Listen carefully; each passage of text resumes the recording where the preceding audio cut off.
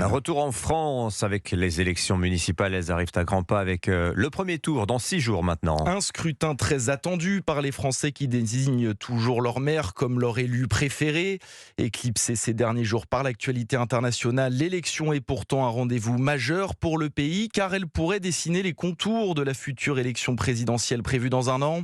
L'occasion pour certains de mesurer leur cote de popularité réelle auprès des électeurs, a commencé Alexandre Chauveau par Édouard Philippe qui apparaît en difficulté dans sa ville du Havre.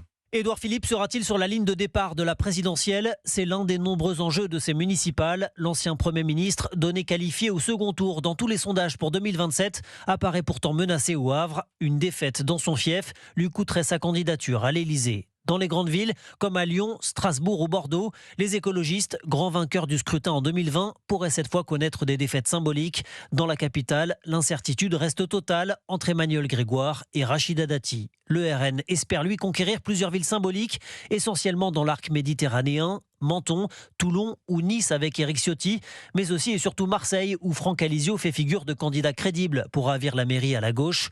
La gauche qui pourrait conserver Lille ou Rennes et reste bien placée à Nantes. Mais ce qui sera particulièrement scruté, ce sont les éventuelles alliances de second tour entre le PS et les Insoumis pour battre la droite, comme à Toulouse par exemple. À un an de la présidentielle, les municipales devraient donc permettre de clarifier ou non la position de la gauche par rapport à la France insoumise. Alexandre Chauveau du service politique d'Europe 1.